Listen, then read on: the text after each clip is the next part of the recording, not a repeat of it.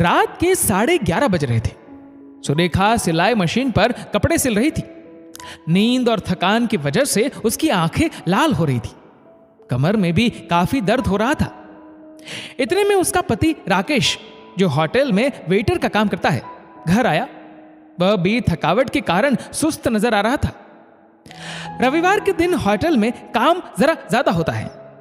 तुम अभी तक मशीन पर बैठी हो, देखो आंखें कितनी लाल हो रखी है, राकेश ने अपनी पत्नी सुरेखा से कहा। अरे एक अच्छा ऑर्डर आया है, कल ही समय पर पूरा करना है, इस कारण थोड़ी देर हो गई। आप हाथ मुंह धो लीजिए। आप खिचड़ी बनाने का कह गए थे ना, तो खाने में खिचड़ी बनाई है, सुरेखा ने कहा। राकेश होटल में वेटर का काम करता है। सुरेखा छोटे मोटे सिलाई के काम करके अपने पति का आर्थिक सहयोग करती है। बेटा राघव अभी कॉलेज के फर्स्ट ईयर में है और बेटी 10वीं क्लास में। राकेश ने गांव में एक गरीब परिवार में जन्म लिया था। गांव में अचानक आई बाढ़ से उसका सब कुछ तबाह हो गया। उसके माता पिता बाढ़ में बह गए, घर बार सब तबाह हो गया। बस राकेश और उसकी छोटी बहन माया रह गए मुसीबतों का सामना करने के लिए। उसके चाचा ने भी गरीबी का हवाला देते हुए उन्हें अपने साथ रखने से मना कर दिया। गांव वालों की मदद से 16 वर्षीय राकेश अपनी बहन को लेकर शहर आ गया। जहां जगह मिलती सो जाती। राकेश ने जगह जगह काम मांगना शुरू कर दिया। जो भी काम मिलता वह करने को तैयार था, क्योंकि उसके ऊपर अपनी बहन की भी जिम्मेदारी थी। कभी छोटी सी चाय की टी स्टॉल पर काम किया, तो कभी लोगों की गाड़ियां साफ की। छोटे से ढाबे से गुजरता हुआ आज वह बड़ी 3 स्टार होटल में वेटर का काम करता है। उसकी बहन माया की शादी भी उसी स्तर के लड़के के साथ हो गई। राकेश ने एक अनाथ लड़की सुरेखा संग शादी कर ली। सुबह उठते ही राघव अपने पिता से कहता है, पापा मुझे 200 रुपए चाहिए। लेकिन बेटा अभी 3 दिन पहले ही तो तुमने रुपए लिए थे, सुरेखा बीच में बोली। अब बेटा अच्छे कॉलेज में पढ़ता है, बड़े लोगों के साथ उठना बैठना है, पैसे तो लगते ही है। पिता ने बेटे को पैसे देते हुए कहा। थैंक यू पापा कहकर राघव कॉलेज के लिए निकल गया। शाम को राघव पैर पटकते पटकते घर के अंदर आता है और धम से पलंग पर बैठ जाता है। उसकी मां कहती है, क्या हुआ बेटा, इतने गुस्से में क्यों हो?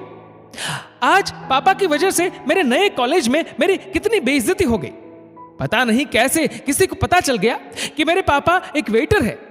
सब लोग मुझे कह रहे थे कि पढ़ लिख कर क्या करोगे, आखिर बनना तो तुम्हें वेटर ही है। क्या पापा को वेटर ही बनना था, कोई दूसरा काम नहीं कर सकते थे? राघव ने गुस्से में बोला। बेटे के मुंह से अपने पिता के लिए अपमानजनक शब्द सुनते ही सुरेखा का पारा 7वें आसमान पर चढ़ गया।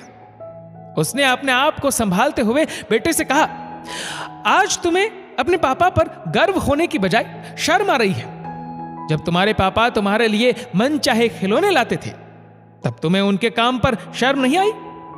जब तुम्हें अच्छे स्कूल में एडमिशन करवाया, अपनी जरूरतों को अनदेखा करते हुए तुम्हारी कोचिंग क्लासेस की भारी भरकम फीस भरी, तब तुम्हें उनके काम पर शर्म नहीं आई? उनके पास आज भी साधारण फोन है, पर तुम्हें स्मार्टफोन दिलाया, तब तुम्हें उनके काम पर शर्म नहीं आई? दिन रात मेहनत करके अपनी सारी इच्छाएं मारते हुए तुम्हारा शहर के अच्छे कॉलेज में एडमिशन करवाया, ताकि तुम्हारा भविष्य उज्जवल हो सके, तब तुम्हें उनके काम पर शर्म नहीं आई? तुम्हारे भविष्य की सफलता के लिए दिन रात जदोजहद में दौड़ते भागते रहते हैं। उनके भीतर हृदय में क्या चल रहा है, कभी समझने की कोशिश की तुमने? रोजगार का तनाव, परिवार के आज की जरूरत और भविष्य की सुरक्षा के लिए कितना कुछ किया है तुम्हारे पापा ने। आज तुम 4 लोगों के बहकावे में आकर अपने पिता की मेहनत पर पानी डाल रहे हो। तुम्हें तो बल्कि अपने पिता का सहारा बनना चाहिए। ऐसा कुछ काम करना चाहिए जिससे उनका मान बढ़ सके, तुम पर गर्व कर सके। आज मुझे अपनी परवरिश पर अफसोस हो रहा है। इतना बोलते हुए सुरेखा वहां से चली गई। राघव अपने कहे पर बहुत शर्मिंदा था। मां, मुझे माफ कर दीजिए। आज मैंने समझ लिया कि कोई भी काम छोटा या बड़ा नहीं होता। कॉलेज से आने के बाद का कुछ समय मैं बच्चों को ट्यूशन पढ़ाऊंगा, जिससे पापा को कुछ सहयोग कर सकूं। राघव अपनी मां के पास जाकर बोला। आज राघव की आंखों से अपने पिता व उनके काम के प्रति सम्मान छलक रहा था। दोस्तों, इस वीडियो को लेकर आपकी क्या राय है नीचे कमेंट करके जरूर बताएगा। और अगर आपको ये वीडियो अच्छा लगा हो तो इस वीडियो को लाइक करेगा, शेयर करेगा ज्यादा से ज्यादा लोगों तक। और ऐसे ही और भी इंस्पिरेशनल वीडियोस के लिए सब्सक्राइब करें हमारे यूट्यूब चैनल को और फेसबुक पर फॉलो करें हमारे पेज को। धन्यवाद।